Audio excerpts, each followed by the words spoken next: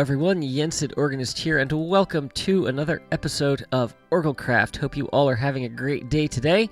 Also, Happy New Year! It's 2024, although for me, it's Christmas Day. So as you saw from the opening, we are in Arendelle. So it is, as I said, it is Christmas Day, and every year at this time, I get 3 days where I have absolutely nothing but free time on my hands. Services are done, concerts are done, all of that stuff is done, and I have a couple of days before I get to pick up my daughter and go visit my family for New Year's and have our Christmas with my family. And so I usually use this time to take on a massive project. And I really felt like coming back to Arendelle and continuing to work on the landscaping here. We have still quite a lot that has to go in terms of terraforming. I know you can't see much right now, but we've done the cliffs along, this far eastern portion of the kingdom, but we still have a long way to go. We have this whole northern side here that needs to be done. There is a river that we need to do, and then of course all the way out into the fjord. At some point the castle's going to load, or we're just going to smack into it. Oh, now everything is gone. Well, this is fun. There it is. Yeah, so it's been a while since I've been over here, and I thought it would be kind of nice to spend Christmas in Arendelle, continuing to work on this project and just kind of grinding away at this. So I have been gathering lots and lots of stone so that we can do... Seriously, world, are we going to load? I've been here for several minutes. I can't believe none of this is loading. Yeah, so I've been grinding out lots of resources, and we'll see how far we can get. I have ambitious plans. I'm not going to say them because, well, you know how that goes. So we're just going to see what we can do. I'm going to work on a couple of different projects. So we're going to be working on building up more of these cliffs here. But I also want to do some terraforming on the opposite side of the fjord where we have all those houses built over the docks, just to kind of lay out an area where the town is going to be over there. So, something we haven't done in a while, we are going to start this episode out with a time-lapse. So let's see just how far we can make it with the stone that I have right here.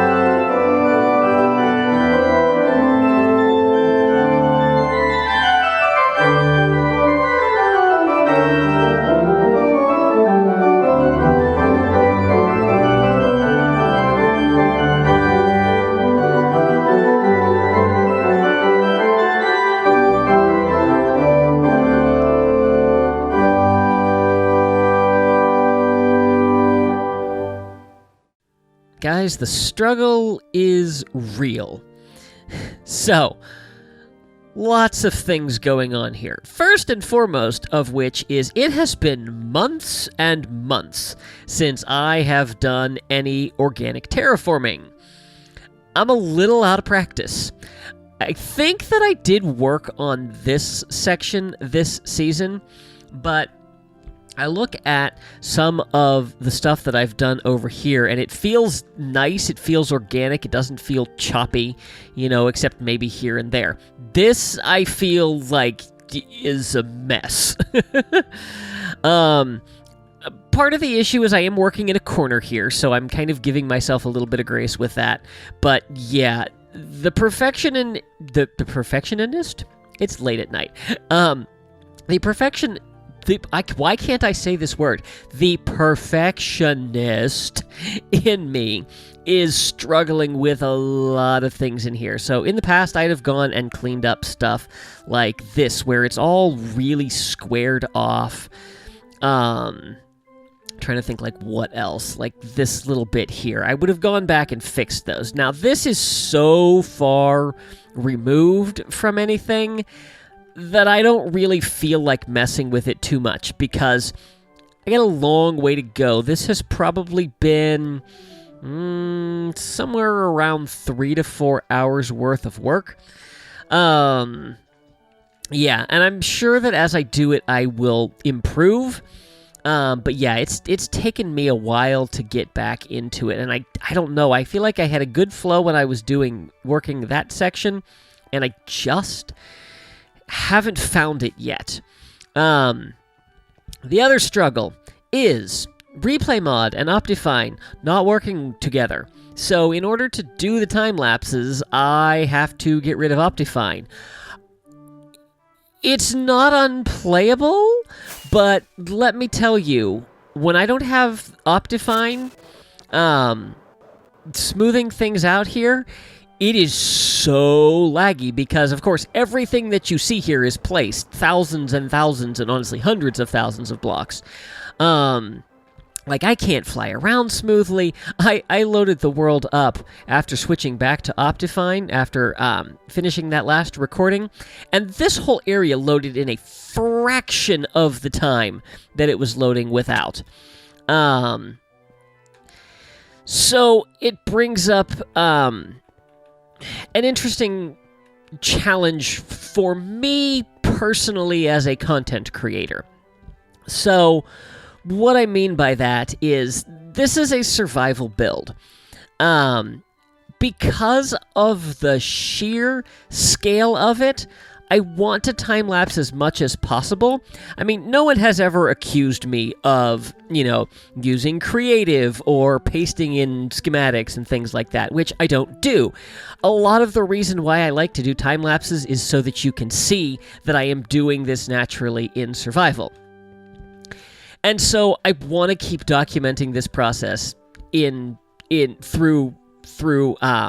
time-lapses. Doing time-lapses right now, very difficult because of all the lag that I am experiencing here. So I'm not entirely sure what I want to do. And part of the thing is, like, I'm a small-time content creator. I do one video a week. And, because my time is limited because of the other jobs that I work, I want to show that, like, I do put in the work. And I know all of you who, watch my videos regularly, I don't mess around with, cheating, pasting things in, things like that. I do this stuff all in survival. I gather all the resources in survival and all of that. So I don't know, but I feel like because I'm a small-time creator, if something were to ever happen and, I were to suddenly make it big on YouTube, I wouldn't want to have people coming back and say, oh, well, he just, he cuts away and then he comes back and, it's all done. And you'd have no idea how he does it. So I don't know. And of course, I know that I did it. legitimately in survival. But I don't know. I don't like when people question my integrity. It does not sit well with me. I've had it happen a few times in my life, and it still to this day bugs me. Yeah, so I don't know. Anyway, yeah, so those are the struggles that I am working with right now. On the bright side, resource-wise, I do have a decent amount. Let's see, because what do we have? We have 3, 6, 9. We have 12 shulker boxes left, and I've used 1, 2, 3, 4, 5, 6, 7, 8, 9. So less than half, and we've made a really good go at it. Now, I think I have like 8 more of these segments that I need to do.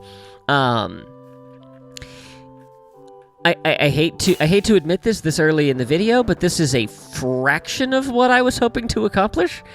But yeah, the struggle with this is very real. So I think that I need a little bit of a break from that. And so let's shift gears a little bit, and let's move over here to the southern part of the fjord.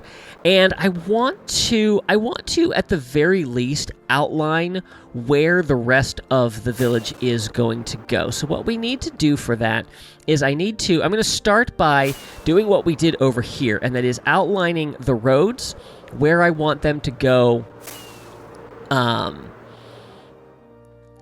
kind of weaving through, and then start to fill in a rough outline of all of the terraforming, because this is going to be a lot of dirt and grass over here, similar to what we've got going on here. And this part is... it's similar to this, but I feel like it's got kind of like a cliff that comes up. I'm going off of memory right now. But there's a little bit of like a cliff, so a little bit of roads with switchbacks, and then it kind of levels off to more of what we have over here on the north side of the fjord. So, yeah. So I think what I'm going to do is I'm going to get that road built up, and then I'll bring you back when we have made some progress. And the paths are done. This took a lot longer than I thought it was going to.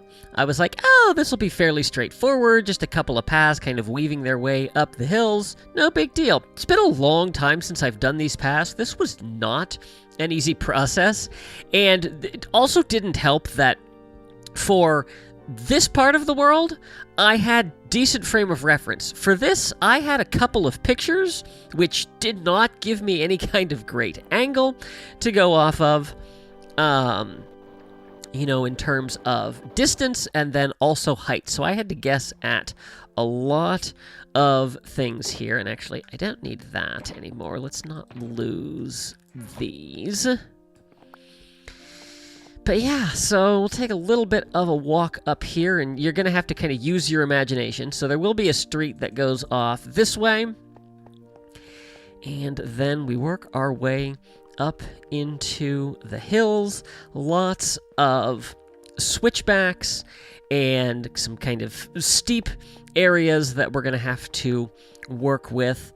And a lot of it I kind of had to guess. Let's put another one there, and let's maybe fill that in a little bit more. There we go. Sure, we'll do that. Yeah, so, and again, this is an approximation of, what the world should look like. And I am definitely not going to be nearly as strict with myself on this part of the world as I was with the other. It's a recreation, and it's my interpretation of that. But as you can see, this is a fairly long road. I also spent a decent amount of time working on it, going, north, south, east, west, and then realized this whole part of the world on an angle. So, the houses that end up here probably won't be on an angle, but, yeah, we will cross that bridge when we get there. So then we get up here, and then there's, a little bit of a loop that happens up here, kind of goes up higher into the hills. We won't go all the way up there. That wandering trader is still down there. Yep, okay. Yeah, I was building up the path, and suddenly one spawned on the path behind me. He decided to take a bath. I'm not sure where his llamas went. He did have llamas. I don't know where they've gone. Oh, well. Yeah. But so the path is all done. Of course, it is all done with half slabs so that it is walkable. And yeah, we are good to start working on it from here. My original plan had been to do the terraforming over here. That's not happening. As I was looking at pictures and things, the terraforming that needs to be done is a lot more complex than just, cliff, grass. There's a lot of, like, smaller cliff areas that kind of need to be detailed out and things like that. So, also the fact that I have 4 shulker boxes of grass, and this is probably going to require, like, 20 shulker boxes of grass. I don't feel like getting those resources right now. My main focus for the video was going to be working on cliffs. And so, like I said, this took a lot longer than I thought it was going to. This was probably about 4 hours of work just to get these paths in. So, yeah. So if I have time, I might kind of outline, just like a rough outline of where, like, the grass section is going to go here. I also found that the wall that we kind of have outlined there actually comes up. It's going to curve up and into this area a decent amount. So, but here's kind of a top-down view of the whole thing. So, yeah. All right. Well, I've had enough of this. Let's get back to grinding out some cliff sides. And time for time-lapse number 2.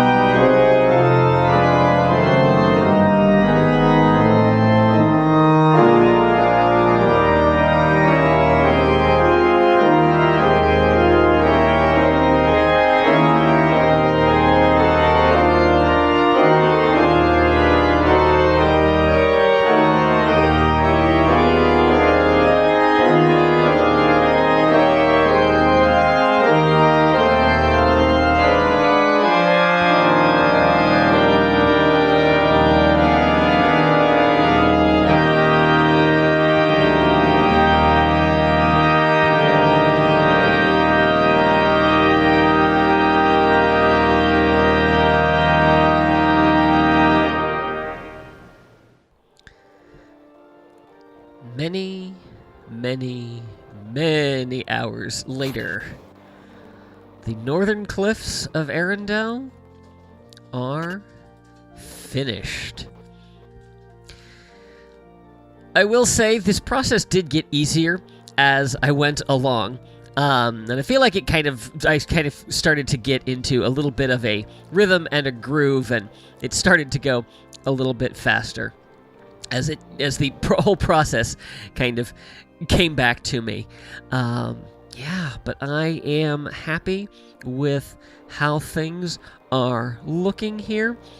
Obviously, there are some spots that could probably use some cleaning up, but as a whole, I think it looks pretty good.